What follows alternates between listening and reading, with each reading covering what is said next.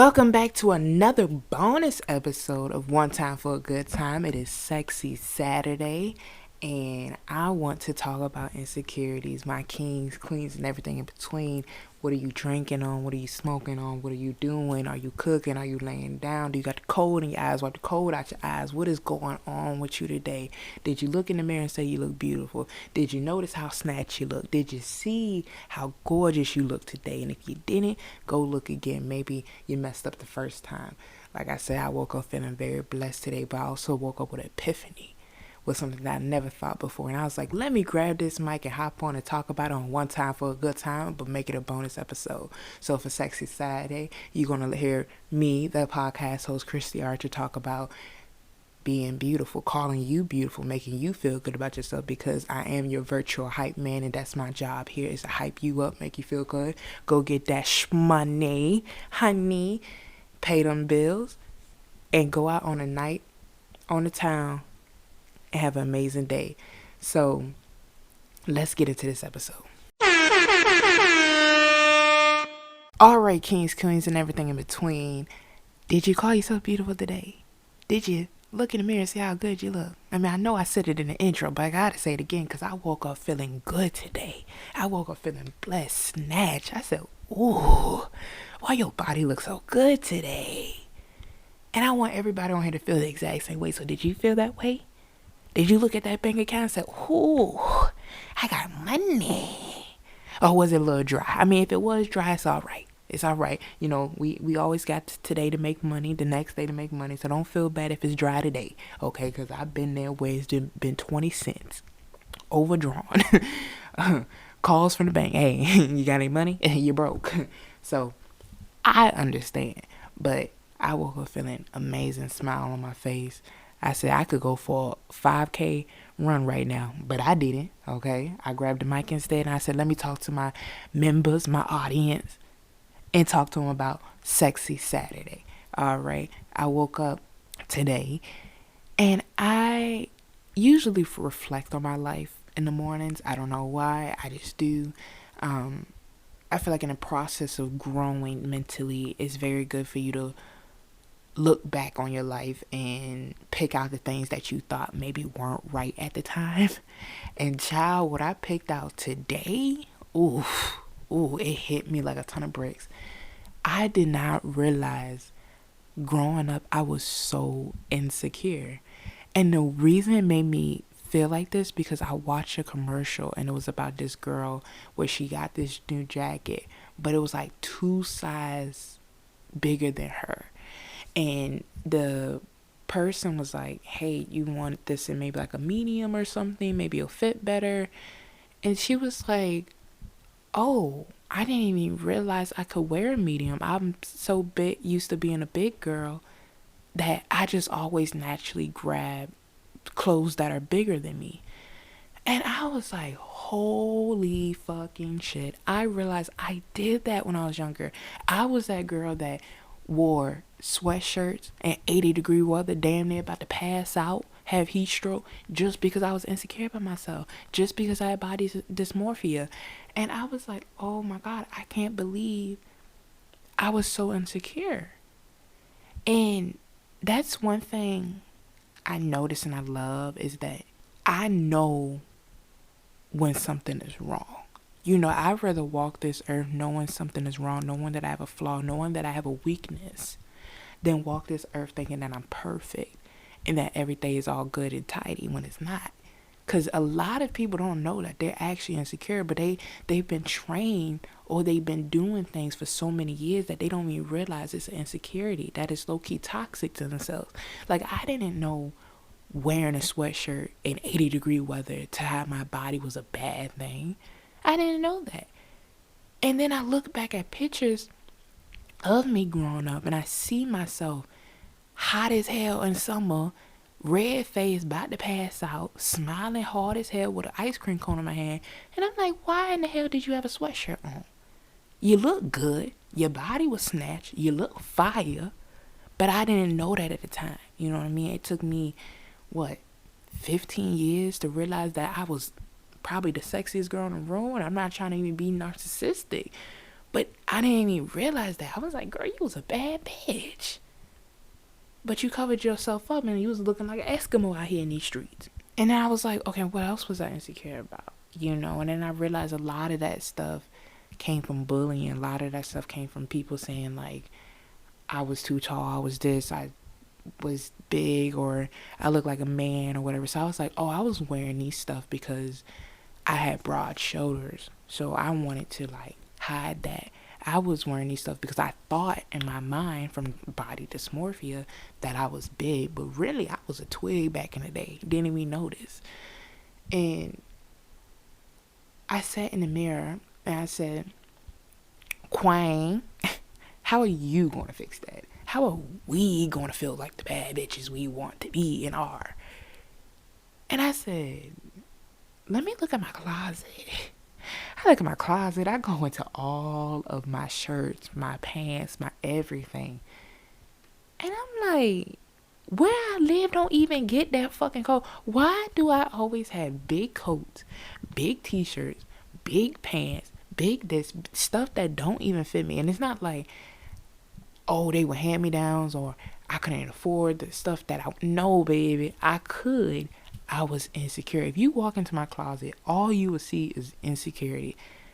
And I'm like, do I even own a shirt that will properly fit me, that will properly show this body? And I'm like, nah, I probably don't. So what I'm doing right now is, what can I do to know? Because now I know that I was insecure. So now I'm in this process of trying to figure out how I'm not going to go back to that. Because that's one thing about body dysmorphia. It is very serious. It's something like, you know, mental illness, like depression, bipolar, stuff like that. That's never going to go away. But you can tolerate it and simmer it down some. One thing that I knew growing up, body dysmorphia, like, kicked my ass every day. I'm talking about every day I thought I was a beluga whale when I probably was a toothpick. You know what I'm saying? And it's so crazy how the mind would look at itself or make you look at it and think that there's something wrong with you. Make it seem like you're bigger than what you are, or vice versa. If you're skinnier than what you are or whatever, it's very bad. So I knew that my body dysmorphia would never go away. I knew that, you know, like when I did go through that self-love journey and everything, that my, like, depression and all that stuff would never go away. But child, I sure put them bitches in the back seat. Okay. I sure put them in the back seat. I put my heart in the passenger. And I just walked with that. I was like, you know, one thing I did with getting rid of my insecurities and stuff, I would just get naked. Like, being dead ass. Like, I'm not trying to be too explicit, but that's all I do. I just get naked, look at myself, be like, ooh, try that ass is a little fat today. You know, look at the stomach. Ooh, the stomach ain't even fat. Look, you know, look at my little double chin and everything. I'll look at my smile. I'll look at my nose. I'll look at everything that people said was wrong with me. That's the crazy thing about it. I would look at everything that people said was wrong with me and love it first. And then I would go and look and love the things that I didn't like. And then at the end, the outcome of it was that I ended up loving everything. Child walked by a mirror. I said, who is this bad bitch? Who are you? Who raised you? I go to my mama. You see me? Girl, I see you. You see me. We're going to slay this world together. Walk down the street looking good together. You know, I love my mama. My mama's so beautiful. She's so gorgeous. She thick just like me. We both thick. You know, melanin popping. Okay, the sun shines through us. Just like that. And I'm just like, oh my God. And it makes me angry. For so many years, I hated myself. So many years I had to cover up. You know, and it wasn't on some, ooh, I want to be modest, or ooh, I want to look slutty or whatever. But I just wanted to cover up because I hated every inch of my body. And I'm making this video and I'm making this episode because I know women, men, I want to add my men, my kings in there, are walking this planet hating themselves. And that genuinely makes me upset that there are people that still are on this earth that look at themselves in the mirror and see absolute disgust, see absolute hatred. Because I was there. There were times, and this is going to sound sad, there were times where I hated myself so much that I would turn the shower on hot and fog up the mirror so I wouldn't have to see myself. You understand what I'm saying? And now that I realize it, my body dysmorphia wasn't even that bad. And I'm talking about there's people that walk in with actual body dysmorphia where they, regardless if you are looking at yourself and you want to cut a piece of yourself off. Like, it sounds crazy, but there's people out there that would do that. Or cutting yourself because you feel like if I inflict pain on me, it'll make me feel better, or let me get a tattoo, maybe it'll cover up the ugliness. The crazy thing about it is when I was growing up, I subconsciously knew I was insecure. But also I was taught that it was normal. I and everybody around me were insecure. And I thought, okay, by the time I get to a certain age, it will go away. I was thinking, by the time I hit 20, all this insecurity, all this past trauma would just suddenly disappear, and I'll just be this confident, beautiful woman that will walk this earth amazed. And then you talk to some older people. You talk to people out there, and you see, you're like, holy shit, y'all are 50, y'all are 40, y'all are 60, y'all are 70, and still suffer from self-hatred, still suffering with insecurities. And I'm like, oh, that isn't just a young person thing. This is a human thing. I'm like, I'm not going to hit a certain age and it's just going to suddenly disappear. I got to work towards this. I got to work towards my freedom, my happiness, my love for myself, for unity. And I didn't realize that. And I wanted to make this episode. I wanted to come on here and tell you, you are beautiful. You are gorgeous. You are the baddest thing that walked in the room today. Even if you don't think so. Okay, it is Sexy Saturday and we're going to walk today as if we the finest motherfuckers in the building. And who's going to tell you different? Who? Nobody. Ain't nobody going to tell you different unless you tell yourself different. One thing I noticed about my growth is before, when I did suffer from all that stuff, anybody could say something negative to me and I'll feel it for the whole week. Now, if you a complete stranger and you say I'm ugly, you say I'm this, I'm Dustin, whatever, I don't give a damn. The only people that can hurt me in my life is me and the people that are very, very close to me. I'm talking about my loved ones. If you're not them, you could say anything to my face and I'll just walk away and continue doing what the fuck I'm doing. You understand? That's growth. Now I understand I could say something slight to somebody and it could mess up their whole month. So one thing I want my kings and queens on here listening, love yourself, find happiness. Seriously, it sounds fucking cliche. I understand. When someone came to me and was like, yo, you gotta love yourself, I was like, what the fuck does that mean? Nigga, I don't even know how to love a nigga. How can I love me? I hate me out of anybody. It was a point where it was easier for me to love somebody else than love myself. And then I realized, holy fucking shit. Why am I investing so much of my heart into these people and I can't even do the same for me? So I had to put everybody on the back burner. And like I said, call me a narcissist or whatever, but I had to put those people on the back burner and say, yeah, I gotta love me now. I gotta make the queen happy. I gotta feel like the boss bitch. I gotta be the CEO of this motherfucking company. Okay, because I'm walking around this hole like I'm the janitor. And I've actually been a janitor in life and I don't like that shit. So What can I do to feel like I own this hoe? And so I started loving me. I started developing this relationship with myself, and ooh, honey, honey, I love myself. I think I'm gorgeous. And let me tell you something. If you say that out loud and somebody has a problem with you saying you love yourself, then there's something wrong with them. Because I realized not too many people walk this earth has even said those words, that don't even know that about themselves, that they're insecure. So if you ever get to a point where you're like, ooh, I'm a bad bitch, I'm a queen, I'm a king, I'm proud of you, extremely proud of you, because you deserve that.